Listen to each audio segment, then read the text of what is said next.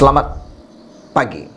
Inilah dia pengakuan yang kita tunggu-tunggu daripada Muhyiddin Yassin. Baru-baru ini, kemarin SPRM telah pun tampil membuat pernyataan bahawa siasatan terhadap SPANKO masih berjalan. Dan menurut SPRM, mereka telah pun memanggil Menteri Keuangan era 2020-2021. Anda pasti tahu siapakah Menteri Keuangan era tersebut. Dan akhirnya ramai yang mengaitkan perkara tersebut dengan Perdana Menteri pada waktu tersebut. Sehingga SPRM juga telah mengeluarkan pernyataan bahawa SPRM kata belum lagi ada memanggil Perdana Menteri, bekas Perdana Menteri, tetapi kata SPRM kalau ada keperluan mereka akan panggil. Dan mulalah tersebar spekulasi kononnya ia juga akan melibatkan bekas Perdana Menteri. Dan akhirnya Muhyiddin Yassin tampil mempertahankan dirinya lalu menafikan terlibat dalam kes SPANKO. Bekas Perdana Menteri Tan Sri Muhyiddin Yassin menafikan dakwaan beliau terlibat dalam salah laku berhubung pemberian kontrak pembekalan dan penyelenggaraan kenderaan kerajaan kepada SPANKO, Sdn Bhd SPANKO. Beliau berkata tuduhan berkenaan merupakan sebahagian daripada siri pembunuhan karakter oleh musuh politik yang bertujuan untuk menjejaskan reputasinya. Berhubung kontrak SPANKO, kerajaan sepatutnya mendedahkan kenapa surat niat LOI yang diberikan kepada sebuah syarikat lain oleh Kerajaan Pakatan Harapan sebelum itu dibatalkan. Saya percaya maklumat mengenainya ada di Kementerian Keuangan, kata Muhyiddin. Perlu didedahkan juga ialah tarikh bila kontrak tersebut diberikan kepada SPANKO. Katanya menerusi satu hantaran di laman sosial Facebook pada Jumaat. Sebelum ini, media melaporkan SPRM telah memanggil lebih 20 orang saksi bagi membantu siasatan melibatkan SPANKO. Mengulas lanjut, Muhyiddin memberitahu tuduhan tersebut sama seperti dakwaan bahawa beliau menyeleweng wang negara bernilai ratusan bilion ringgit. Kata ahli Parlimen Pagoh itu, beliau tidak terlibat dalam sebarang pemberian kontrak kerajaan yang diuruskan oleh Kementerian Keuangan ketika menjawat jawatan sebagai Perdana Menteri. Janganlah membuat tuduhan melulu terhadap saya, kata Muhyiddin lagi.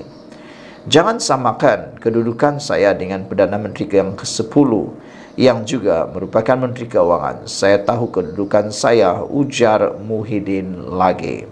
Akhirnya yang kita tunggu-tunggu sudah tiba, yaitu komen daripada Muhyiddin sendiri berkaitan dengan kes SPANKO yang paling panas sekarang ini.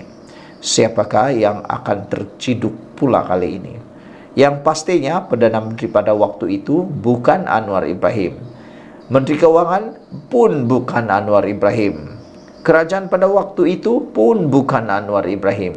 Jadi siapakah orangnya? Anda tahulah kan? Anda tahu siapanya. Kita berdoa supaya SPRM mempunyai kekuatan kebijaksanaan untuk merungkai lebih baik lagi tentang kes SPANKO ini. Terima kasih Muhyiddin, terima kasih Tan Sri Muhyiddin Yassin kerana telah pun menafikan terlibat dalam kes SPANKO ini. Sekian dulu Malaysia kita punya, kita jaga sama-sama, cintai Malaysiaku. Bye-bye. Salam sejahtera. Akhirnya Anwar bersuara juga. Tidak tahan lagi dikecam, tidak tahan lagi dihentam habis-habisan oleh walaun, pembangkang dan Perikatan Nasional, dan khususnya oleh netizen di Mahkamah Netizen, yang kita harapkan akhirnya muncul tiba sudah. Datuk Seri Anwar Ibrahim akhirnya tampil memberikan kenyataan. Inilah Perdana Menteri yang kita suka. Bukan menyorok tetapi memberikan kenyataan. Bukan seperti Perdana Menteri yang lain. Ada Perdana Menteri yang lain dulu tak berani berhadapan dengan netizen, apalagi mau berhadapan dengan media. jauh sekali untuk berdebat di parlimen. Sepanjang menjadi Perdana Menteri, beliau dianggap sebagai Perdana Menteri sidang media kosong tanpa ada live langsung. Akhirnya Anwar Ibrahim bersuara juga. Inilah ulasan beliau mengenai kejatuhan nilai ringgit. Anda share video ini supaya semua orang tahu.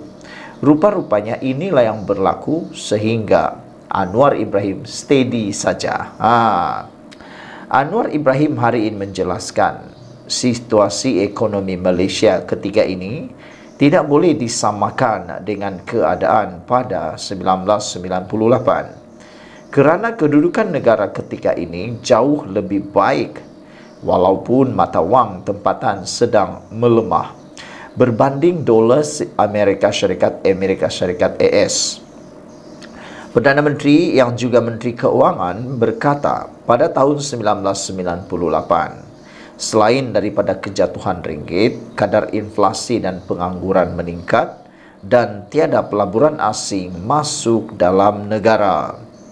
Berbeza ketika ini, kata beliau, ia perlu dilihat secara keseluruhan. Malaysia mencatat rekod pelaburan terbesar dalam sejarah. Kadar inflasi terus menurun dan kadar pengangguran turut berkurangan. Malah pertumbuhan ekonomi negara adalah berdaya tahan sama seperti negara jiran, kata Anwar Ibrahim. Ya, kejatuhan ringgit adalah membimbangkan, tetapi kita sentiasa memantaunya dan bernasib baik. Ringgit mengukuh sedikit, namun perkara ini turut menjejaskan semua negara lain, kata beliau. Anwar Ibrahim berkata demikian kepada media selepas merasmikan Menara Exchange 106 di Tun Razak Exchange yang turut dihadiri Menteri Keuangan 2 Datuk Seri Amir Hamzah Azizan di sini hari ini. Sebelum ini, Anwar dikritik kerana dikatakan enggan menjawab soalan berkaitan ringgit dan sebaliknya menyerahkannya kepada Gubernur Bank Negara Malaysia untuk menjawab.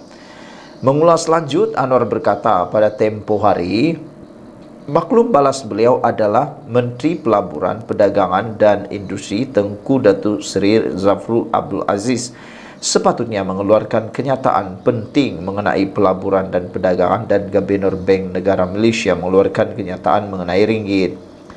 Dan saya dikritik kerana berkata sedemikian. Ringgit ada kesan dia dan saya tidak mahu mengatakan tidak harus dipantau oleh BNM. Tetapi ekspor itu baik kerana saya jumpa syarikat pengekspor, dia sangat senang, tetapi sebaiknya ringgit itu agak terkawal. Tetapi mengapa harus ditanya atau dilihat hanya dari segi ringgit dan dibandingkan dengan 1998? Kerana seperti mana yang saya sebut tadi, ringgit jatuh, pelaburan jatuh, inflasi naik, jadi tidak sama, kata Anwar Ibrahim. Sekarang ini, angka terakhir bagi pelaburan kita yang diumumkan semalam selepas mesyuarat Majlis Pelaburan Negara tertinggi dalam sejarah pelaburan Malaysia. Kalau keyakinan pelabur itu kurang kerana ringgit, ia tidak akan ada pelaburan tertinggi ini dalam sejarah. Dan semalam mesyuarat pelaburan, hari ini pelancaran TRX dan petang ini mesyuarat khas Majlis Tindakan Sara Hidup Negara NAKHOL, dan kita akan terus pantau hari-hari termasuk kos sara hidup kerana dalam perbincangan apapun kita harus beri tumpuan kepada kesan kepada rakyat, katanya. Setakat jam 12.15 tengah hari tadi, ringgit niagakan pada 4.775 berbanding dolar Amerika Syarikat menurut laman web Bank Negara Malaysia. Sekian dulu untuk kali ini. Jangan lupa tinggalkan komen anda, tekan butang subscribe. Jumpa lagi. Bye-bye. Salam sejahtera. Terima kasih kerana menonton channel Nazilin Unity. Pemergian Allahyarham Tun Taib Mahmud diratapi oleh seluruh rakyat Malaysia, khususnya negeri Sarawak. Tun Taib Mahmud digelar sebagai bapa pemodenan kepada rakyat Sarawak dan juga dianggap sebagai bapa perpaduan kepada rakyat Sarawak. Beliau berjaya menyatu padukan pelbagai etnik dan bangsa dan agama yang ada di Sarawak. Selain daripada itu, dengan kebolehan, kredibiliti dan juga kesungguhan beliau telah menyebabkan negeri Sarawak memacu kemajuan di mana-mana negeri tersebut. Selain daripada itu, beliau telah pun berjaya menjadi Ketua Menteri selama lebih 3 dekad, selama lebih 30 tahun. Itulah kehebatan sebenarnya Tun Taib Mahmud, dan beliau adalah antara Ketua Menteri yang paling lama pernah ada di Malaysia. Namun, kita dikejutkan dengan satu pendedahan di laman web selayangpandang.net.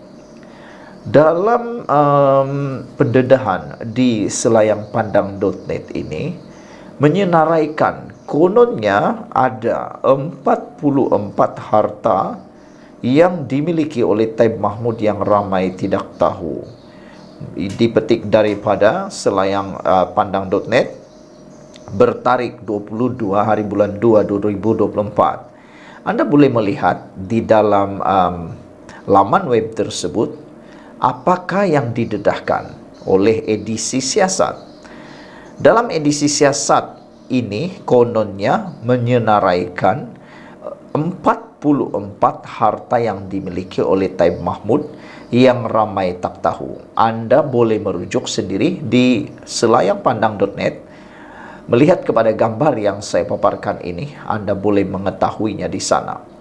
Secara pribadi, saya kurang percaya dan kurang yakin dengan pendedahan di selayangpandang.net ini. Benarkah apa yang disenaraikan ini? Antara yang mengejutkan kita ialah beberapa tanah yang kononnya dimiliki oleh Taib Mahmud yang ada di Sarawak. Dan keluasannya pula agak mengejutkan kita kerana dalam catatan ini ada yang menulis sehingga satu keluasan yang mencapai lebih daripada 100 hektar. Walau bagaimanapun, seperti yang saya katakan di awal-awal, maklumat ini memang tidak dapat disahkan kesahihannya kerana tiada sumber yang benar-benar dapat mengesahkan perkara ini. Walau bagaimanapun, harta-harta yang ditulis di laman web ini semuanya adalah harta yang berbentuk tanah di pelbagai tempat dan jumlahnya sebanyak 44 kesemuanya. Tak pastilah sejauh mana kebenarannya, tetapi saya yakin bagi Anda yang berpengalaman dalam bidang politik, Anda mungkin dapat mencari mudah kesahihan tersebut. Anda boleh merujuk di selayangpandang.net, senarai 44 harta yang dimiliki Taib Mahmud yang ramai tak tahu, tetapi kita tidak dapat sahkan kebenarannya. Semoga ada orang yang boleh mampu mengesahkan maklumat ini. Kalau ia sah, maka kita beruntung kena mengetahuinya. Sekian dulu untuk kali ini. Jangan lupa tinggalkan komen Anda, tekan butang subscribe. Kita jumpa lagi. Bye-bye.